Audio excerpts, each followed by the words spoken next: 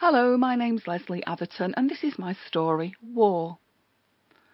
There's something wrong with the car, I think, probably something unfixable. The noise we can't ignore isn't just the rainfall hammering against the roof and windscreen with the tenacity of millions of air rifle pellets. It's more of a hole-punchy, scrunchy sound like the crunch of regular footsteps in brand new snow, or the sound of a horse chewing a crisp Granny Smith's apple. It gets louder with every yard we travel, the sound getting more intense and more dangerous too. I look over to the driver's seat where my wife sits, competently steering and peering through the blighted windscreen. What shall we do? I ask. How should I know?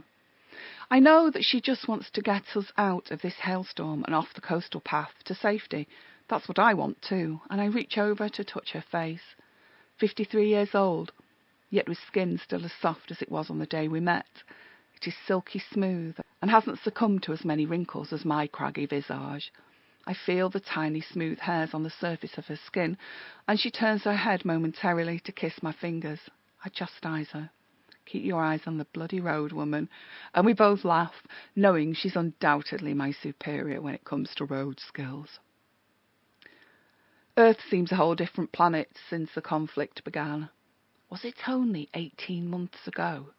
It's as if joy and life and caring have been put on hold, as everybody simply waits for something that we don't think will ever come again. The car situation is a worry. Once this scrap of a machine ceases to work, we'll have no choice but to abandon it. All mechanical production, and that of anything remotely useful, is ring-fenced for the military, car parts included. It was only 2 years ago when I proudly brought home a new computer. Everyone bought new things all the time back then, but now each laptop, tablet and mobile phone has been requisitioned for intelligence efforts. A few still remain, hidden, smuggled and clandestine, some in case the power grid should ever be re-established, and others kept as silent, secret protest against this writhing and tortured world. Some preservationists have even tried running their own generators and powering their own equipment of protest. Those who live in backwards areas with plenty of space and freedom have managed, and a guerrilla network of almost untouchable war rejectors has grown. I'm glad of it, but I'm not that kind of brave. I think it's stopping, my wife says after a few more minutes. The rain, I mean, not the car noise. Yes, it definitely is. Thank God for that. She turns off the wiper blades. That was quite a storm. They seem to have got worse since the war, don't you think? My wife, brave and unfazed by the changing world around her, is so adept at living in the present rather than yearning for an impossible nostalgic past or equally impossible future. She pulls over to the side of the road, my hand still stroking her face, her neck and hair. The car sounds really bad, and I know that we will never take a trip of this kind again. My wife's hair, thick and untangled, is reassuring though, in strong comparison to my bald patch and wiry tufts. Your hand's so rough, she comments lovingly. I can feel every ridge and bump. Good job I love you. I open the window to allow air to enter, as the steaminess inside the car had been almost unbearable while the storm was at its strongest.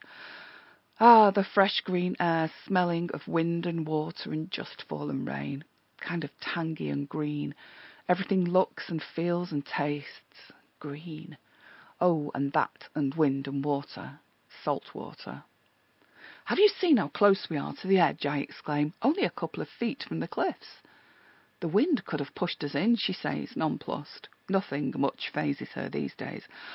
I felt sure it would, but there's no point in being scared. When you're at the mercy of the elements, you may as well assume you're going to die. If it isn't the military coming to get you, it's the damn weather. I'd been scared of the rain and coastal road too, and scared of what else would come. Terrified, in fact. But in my side-tracking way, I'd both said and done nothing. But my wife had used her cold skin and heart-racing fear to increase her skills, improve her vision and refine her already razor-sharp judgment to become totally error-free. She'd been a fantastic peacetime intelligence agent. I'd stayed home with our child, now sadly taken from us as most had been by propaganda and military control. And now my wife, strong and intelligent and the possessor of too many national secrets, refuses to return to an old life she no longer recognises. That's why we're here, hiding in Cornwall, hoping their radar doesn't stretch this far, yet knowing that it does. How could it not? The whole world is at war. The whole world is satellite connected, and every sense of both government and military is honed, just waiting for civilians to mess up. We might as well stop here, my wife says. Let the car rest.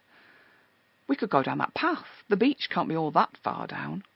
And before I know it, we're scrambling across a path and down the cliff steps onto the beach. Get your shoes off, she shouts. This sand is gorgeous. I obey, of course, feeling the smooth, cold and comforting pebbles under my own feet. I love beaches, she screams, at nobody in particular, and I find myself happily caught up in her childlike excitement. Since the war started, few have been joyful, apart from arms manufacturers and vindictive anti-immigrationists picking a fight. Sod them, I think. Sod them all. I've only got one life, and if this is it, I'm going to live it. I start to run towards the sea, into the sea, not to paddle, but to engulf myself and pay tribute to the water protector who saw us through the storm and safely to the other side, but who, alas, also appears powerless against the egos of warring nations. Already chilled and wet, I splash my face in the frothy ocean. Reassuringly, that at least hasn't changed, and water is still the source of all life. The salt water on my lips makes me gag a little, but I throw myself into the brine, tasting seaweed and sand and shells, and probably sewage too. I don't care. This is living. This is freedom. The city and the car have been our prison, but the sea and the gulls are our liberators. I lie in the shallows and feel the water rush over me, ebb and flow. I'm cold, and I don't even know if there are spare clothes in the car. Unusually for me, I'm not concerned. Above me, a liberator gull salutes and screeches as it plunges towards the sea at high speed. I sit up and watch it, my wife sitting a little way behind me on the beach, dry and waiting, feeling the pebbles between her toes. We are living this moment right now. Are we going to do it then? Sell up, move to Cornwall, move round here maybe? It was what we'd always dreamed of and planned for. A little B&B in the middle of nowhere. Or maybe tea rooms. That option had certainly been considered, as had a model aeroplane shop or antiquarian bookshop. But the war had torn our dreams from us, as it had from so many others. Nobody went on holiday anymore. Nobody bought luxury goods. Nobody laughed, and nobody lived. But I'm happy to pretend and continue our impossible ambition. It keeps us going. SOS. It saves our souls. I learnt a long time ago that if you concentrate on life, then death doesn't scare you. Well, it shouldn't. So go to hell, war. Go to hell, soldiers and police and controllers with big guns. Oh yes, and go to hell, everyone who complies with dreary, frightening reality, because you're all just as bad as those who want to keep you in your demoted place. Go to hell. We hear a not-too-distant sound of bombing, but it's impossible to tell which side's doing the attacking. How strange that it almost doesn't matter anymore. Should we have chintz curtains and lace tablecloths, make our own scones, maybe find a few old-fashioned cake stands, some nice bone china, I suggest? She nods. Sadly this time. Her eyes tear up and she looks away. OK, I say, let's do it. It might work. So she takes my hand in hers, stroking it gently, as old-style bombers fly blackly overhead, and a large grey military vehicle pulls up behind ours. Can we sell Cornish pasties too, she asks, as 4 men, uniformed and armed, rush down the coastal steps to the beach towards us. I nod, and handmade ice cream.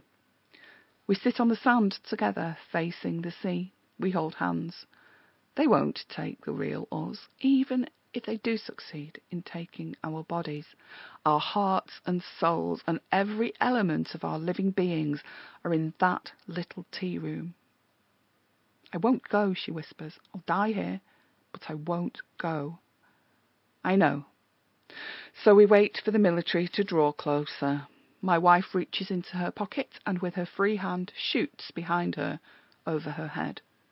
A few shots from a professional. She doesn't need to look. The men fall as I knew they would. Bullets are running short, is all she says. And we know this can't last forever. Soon we'll find the car keys in their pockets as we've done before and make our way again.